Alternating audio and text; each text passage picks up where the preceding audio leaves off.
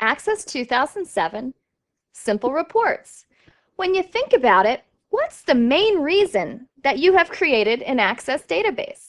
Well, it's probably to display that data back out to the audience. Whether that be decision makers or people that pay the bills, it's handy to be able to create nicely laid out, easily understood reports. So here we'll start easily. By a click of a button, we're going to have a very nice report. Then we'll take advantage of the report wizard to answer prompts to then again have a very nicely, easily understood report. A very powerful aspect of using reports in Microsoft Access is you can base them off of queries and therefore enter criteria that will dictate what type of information that you're seeing in your report. Therefore, you can just target information for a specific audience member. You'll probably have a number of addresses in your Access database, so there's a nice label report that allows you to print those labels right out of your Access tables. I'd like to refresh your memory on the Access objects. Here we see the four main components of Access. We have the forms, where our users will input and edit information that's stored in our tables. Data exists in our tables. Queries are used to add conditions or criteria to extract just some of the many records that are held within the tables. And then reports, which is our goal here, are what you use to display information. These can be printed out, they can be emailed, and they can also be added to web pages so that they can be accessed via your local intranet. Well, without further ado, let's jump on into Access. I have the Zoo database open. Let's take a look at the Food Orders Complete query, which will be the basis for our report. We have a unique ID, we have the name of the food, the order date, the quantity, company is the vendor, and of course the addressing information regarding that vendor, phone number, and price. Okay, let's create that report now. Step 1, select the data source. It could be a table. In our case, it's a query. Now, we access the command. On the Create ribbon, we have the Report button. By clicking that, very quickly and easily, I have a nice looking report. I have all that information that we just saw in that query, and I have it extended across 3 different pages. So it definitely needs some work. We'll get into that in a moment. First, let's get oriented in what our report views are. We are right now in Layout View.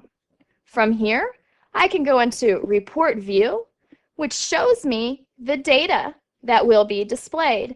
Unlike Layout View, I can't make any changes to the labels, and also because it's a report, I can't make any changes to the data either, because this is only for displaying. If I go into Print Preview, it shows me more exactly how this will look on the paper.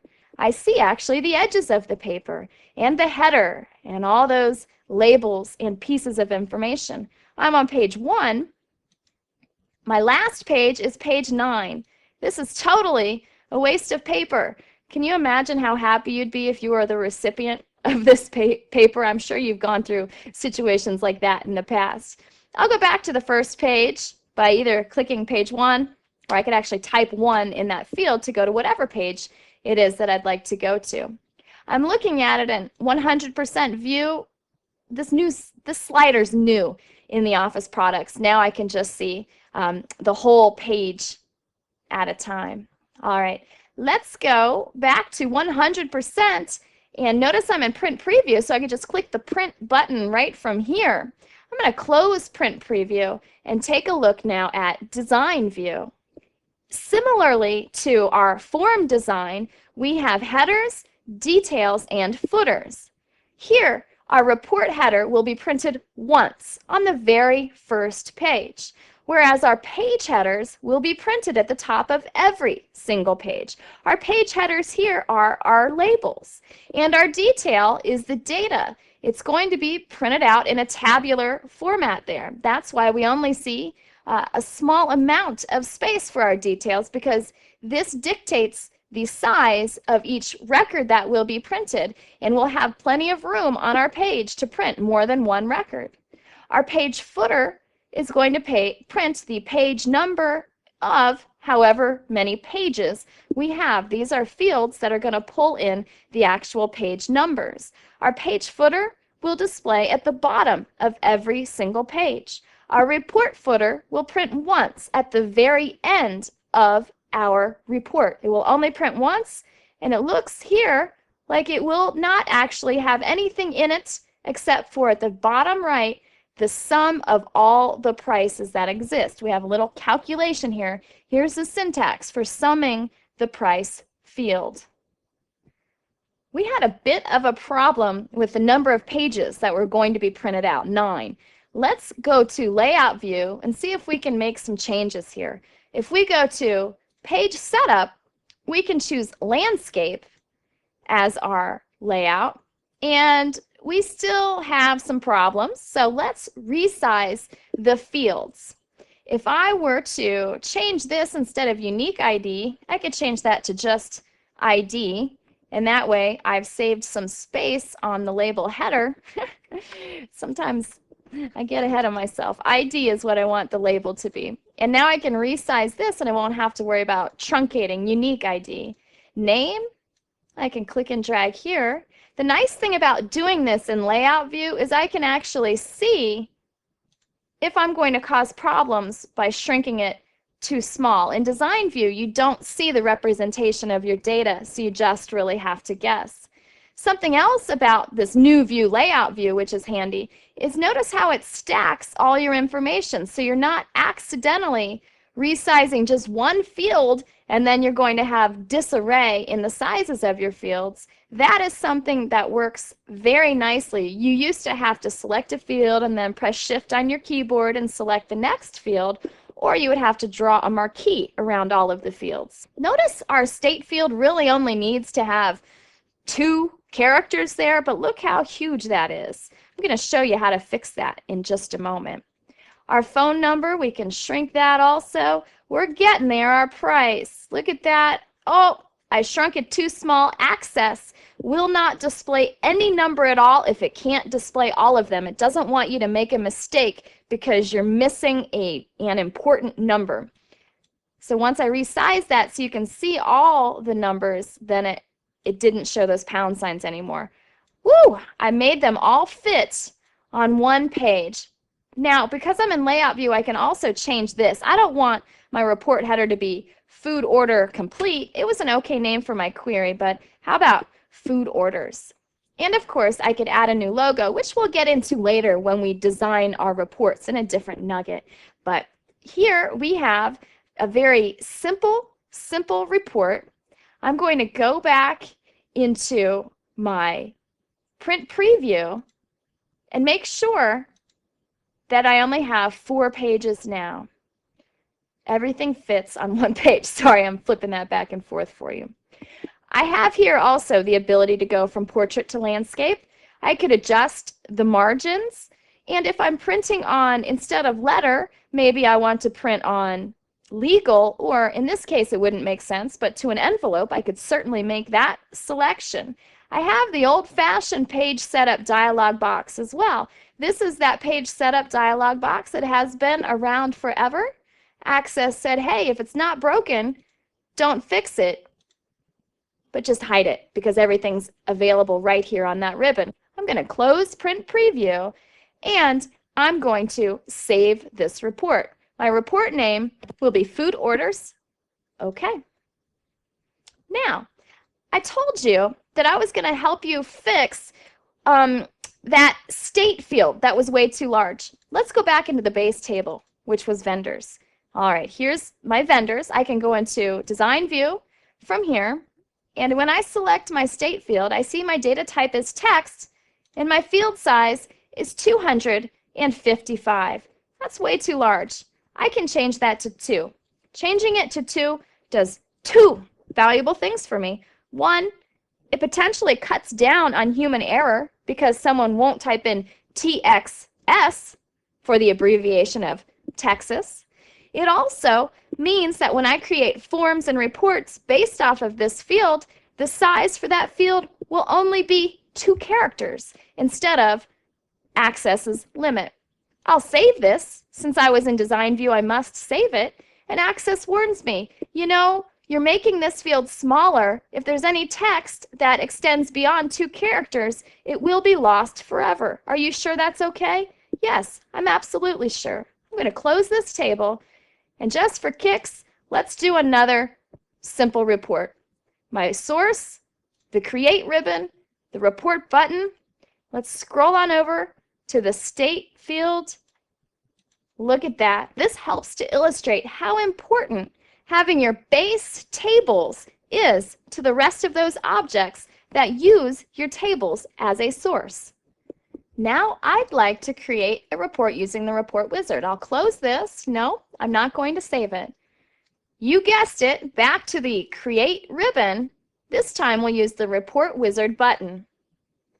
This is similar to the Form Wizard because it's prompting us for the source of our data.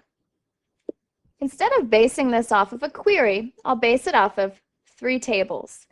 I have my food orders table. I'd like to add all the fields, but I don't want unique ID. I don't want vendor either because I'm going to use the vendors table. The vendors table, I'll just choose company, but I could choose all the addressing information as well.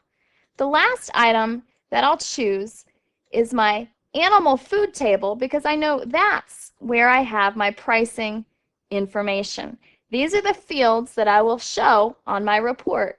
Next, how do I want to view my data? My main goal of presenting information is that it's by food order. That's my point here. Next, do I want any grouping levels? Yes. I particularly want to see all of my order IDs and which companies or vendors these orders are going to. Then I want to see the details as the name of the food, when it was ordered, how many, and how much it costs. Next, do I want to sort this? Well, the details, I want them sorted by food name. And that's all, though I could have up to 4 different sorts. Next, how would I like this to be laid out? This will show you stepped, block, or outline. I'll choose stepped, and I'll just choose landscape right from the beginning. Because there's a check mark in the adjust the field width so all fields fit on a page field, that means I may have to get in there and resize some fields because some of my data or labels may be cut off from view. Next, here are the various auto formats. Access refers to them as style here and auto format when you're in the rest of the program. Of course, I could make many different changes here. I'll choose next. What do I want to call my report? Food orders is already a name that I have. I'll just choose Food Orders Wizard, though, of course, in your own organization, name it something that makes sense for its function. I want to finish and preview it in Print Preview. Well, that's not bad looking, huh? Food Orders Wizard is the name. We know we can change that. Here are all the labels for the data that's being displayed, and here are our groupings. We see on this order, it went to this company, and here are the details of that order. We ordered 100, crickets and mealworms. Our reptiles are going to be happy. And our price is this. I'll show you in a later nugget how you can add another field here, and you'll be able to see the total of the line item, quantity times price. How many pages do we have here? I'll go to the end. We have 8 pages. And do we have anything else at the bottom? No, we certainly don't have anything at the bottom. Oh, this helps you to see the page headers versus the report header. See, these are at every page. This is the report header. Not bad at all. And of course, we could make these cosmetic changes. We could print it out right now. Let's go back. Whoops, I clicked that button on accident. Let's go back to Design View just to show you that we have now the grouping. Our order ID header and our company header exist, and we got this via grouping that we will talk about at a later time. We have our report header with brown in the background. Just a design tip, if you're printing this out, you don't necessarily want to print out ink, especially if you're printing on a black and white printer. No need to choose all sorts of different colors because they'll just show up as a very wonderful array of gray. I'm going to close my report, and it doesn't prompt me to save it because I didn't make any changes, and it was already saved at the end of the wizard. Now, I mentioned you can create criteria for a report. We already have a report food orders based off of this query, so we can simply go back into this query, add some criteria, and we don't have to create a new report based off of that. It will dynamically figure out that my query has changed. I'd like to be able to base my query off of companies. To make a dialog box prompt the user for a specific company, here's the syntax. A square bracket and whatever text you want followed by a square bracket. What vendor would you like to display? Whew, that's very friendly. Question mark.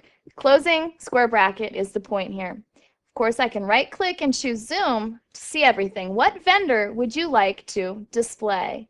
Okay, let's run it to make sure it works. What vendor would you like to display?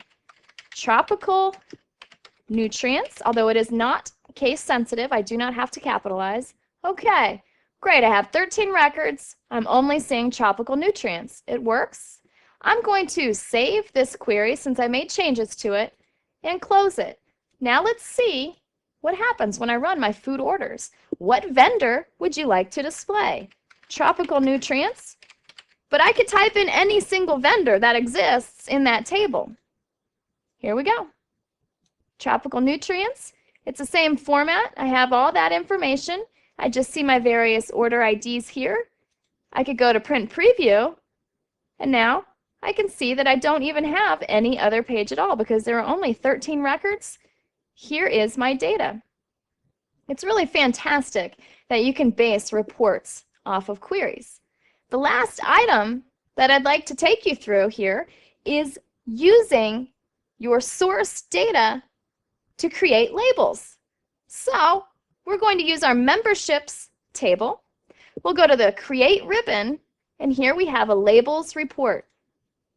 It will prompt us along for the type of labels we have. When you purchase labels, you can take a look at the package, and it will tell you the product number. Here we see dimensions and how many labels are across a sheet of labels, and if I'd like to, I could filter by manufacturer.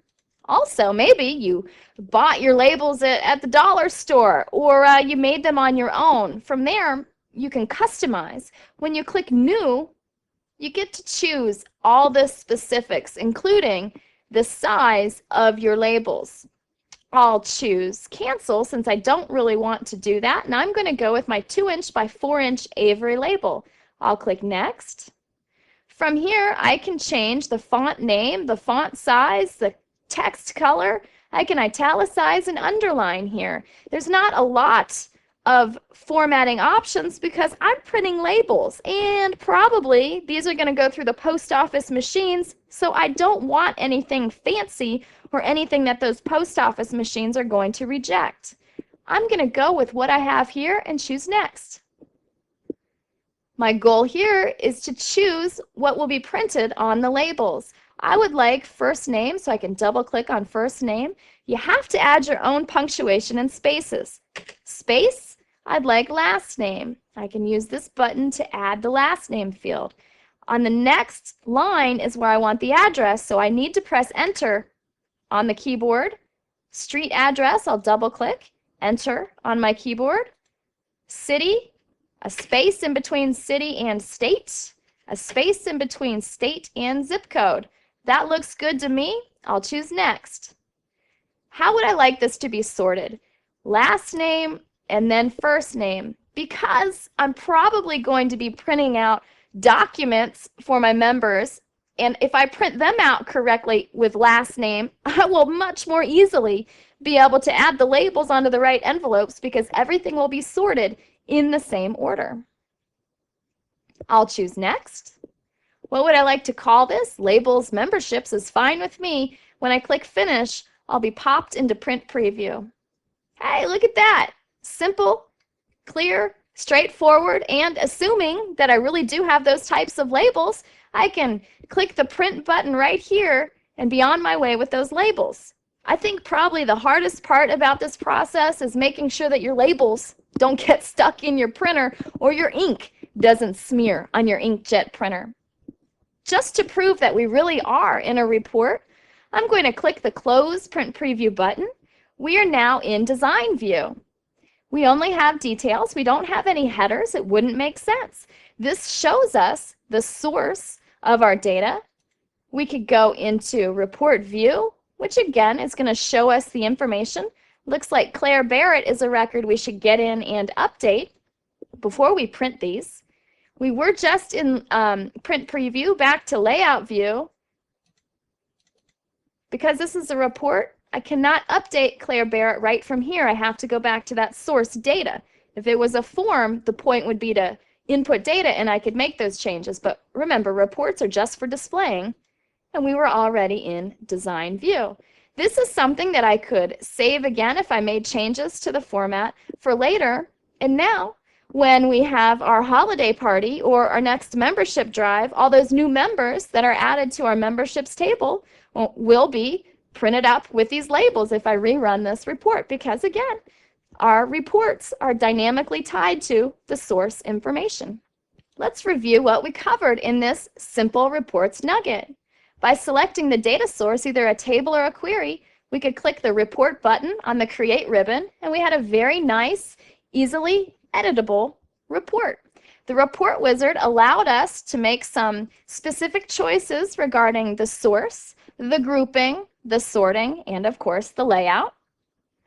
A powerful aspect of Access is basing your report off of a query. Therefore, you can set criteria for the records you'd like to have displayed in your reports.